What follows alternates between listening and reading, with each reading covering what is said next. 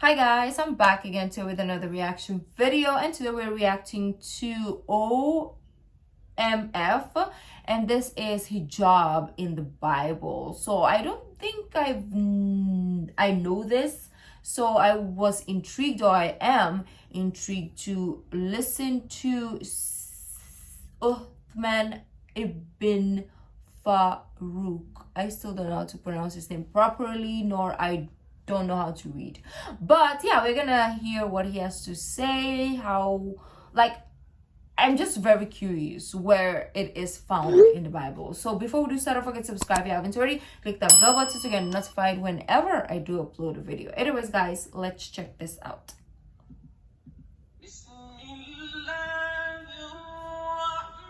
One message foundation. Okay. So, for example, now, when we find in the Bible, right, and just so you can educate me, sure. But every woman who prays or prophesies with her head uncovered dishonors her head. Yes. For that is the one and the same as if her head were shaved. Yes. For if a woman is not covered, let her also be sworn. Sure. But it is... Oh, I think I know this. Yes, I'm curious, but I feel like I've heard this. Oh, I think it's one of our other mentors, like Ahmed, or it is Zakir Naik, one of those two, or maybe someone else. I'm always so confused, but I feel like we've heard that. Now that he's reading it, I've heard that. It's like either cover or shave it. Yeah, it's one of those, right? So I even said in the other video, I said, do I go bald then? Oh my God, Rukia, you're so forgetful. head were shaved. Yes. For if a woman is not covered, let her also be sworn. Sure. But it is shameful for her to be sworn or shaved, let her be covered. Right? Yeah. Where is the implementation of that today? And I have a real problem with that. In Okay. fact, I've written essays on that. Okay, so what's your problem with this? Good. My problem is this, Mhm. that the Koine word Mhm. for head is kephala. Okay. It is used all through the New Testament. Okay. And according to that passage, Mhm. in a marriage, the man has a kind of spiritual headship over the woman. Okay. And this is also reflected in two... So what is the covering of that? Okay, I'm getting to it. Okay. I'm getting to it. The covering, Mhm. according to that passage, Mhm. is a symbol that her husband has authority over her. Okay. In fact, it's even said in 1 Corinthians 14, if she's got a question, don't speak up in church, go home and ask your husband, that So- you might learn from her husband, So a husband has authority over the woman. over his wife. Okay. Okay, now, It's not like an equal setting then? Not well, all? they're equal in the sense Okay. that they both have access to God through Jesus. Okay. But when it comes to leadership Mhm. and responsibility, and the buck stops with the man, the husband has authority over his wife. All right. So Sounds good. I'm convinced that Okay.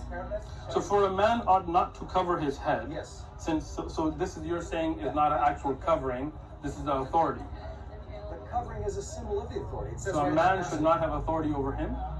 No. It says if a man prays with a covering on his head, he dishonors Christ. His head is what the text says. So what does that mean?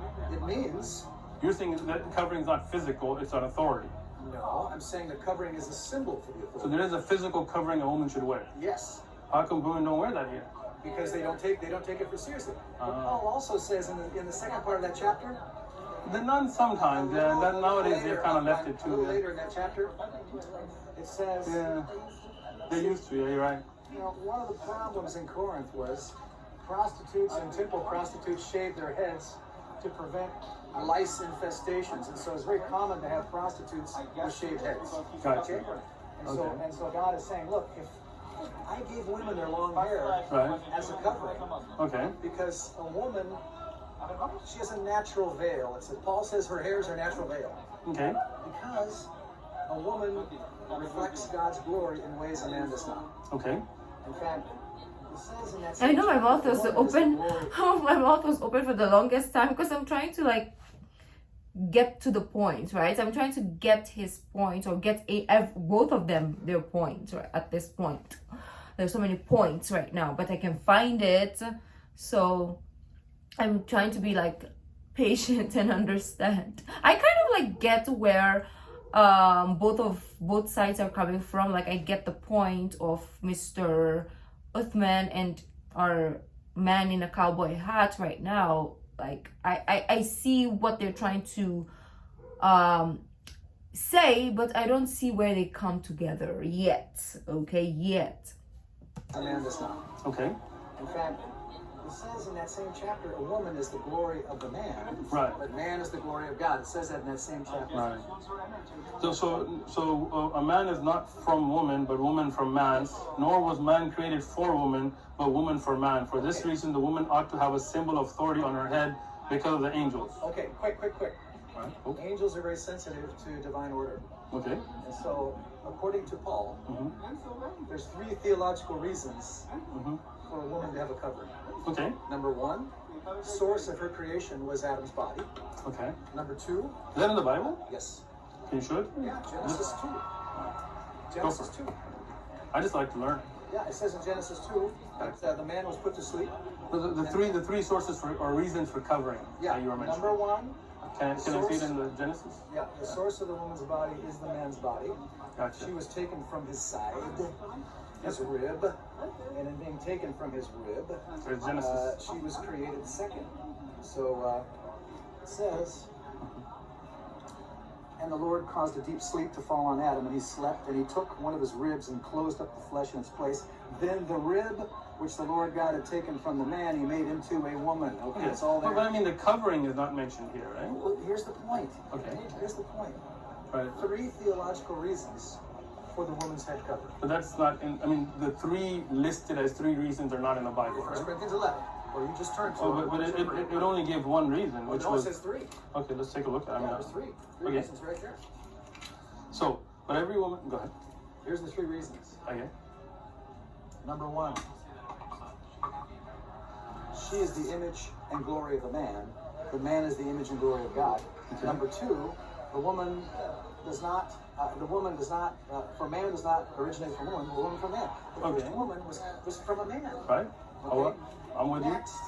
Next, nor was the man created for the woman. The woman was created for the man. Third. Okay. 4th. What is this? There's 3 main reasons. All right. So theological just so I can learn, Yeah. you're saying that a Christian woman who believes in this today should cover her head. But Paul also says her long hair is her veil. But it says here And the that covering. of her head, Yes. and if she doesn't, then her head should be shaved. So if her hair was enough, what would she be covering? Good point. But he was I like your criticizing point. he was criticizing the abuses in the church in Corinth. All right, so back to the good point. Yeah. So that means a woman should cover her hair, according to you. She should have a symbol All right, we of her agree. husband's authority. I mean, in Islam, She should have a symbol of her husband's authority. in Islam, we Yes. don't believe the covering is an authority of the husband. It says so there, though. Yeah, in the Bible. Yes. I'm saying from Islamic perspective. Right. In Islam, I get the hijab point now. or the covering Yes. has something to do with you and your creator, whether you're married or not. It has to do with modesty, yes. And it has to do with people not looking at what, and then not just the hair, I mean other body parts that should not be looked at by people who intend to harm. Embarrassed about the modesty. We're in agreement here. Yeah. Excellent. I wanted like a longer.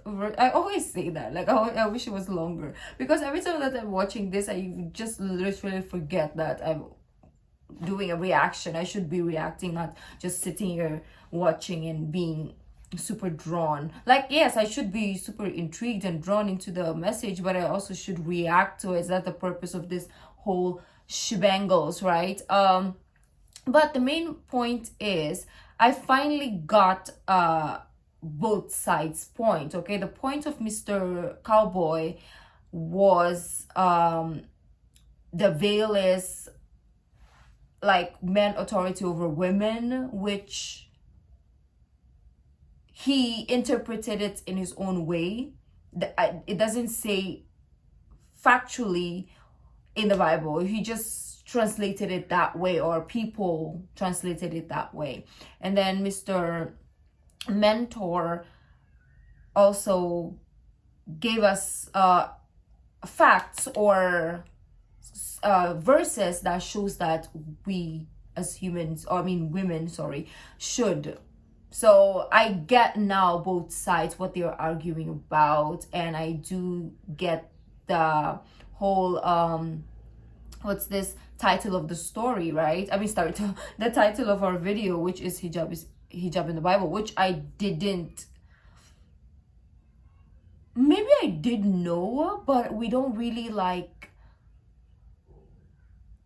translate it like that. We didn't translate it like that, or I wasn't told in that sense. Like, do I make sense? Or am I just talking out of my behind right now?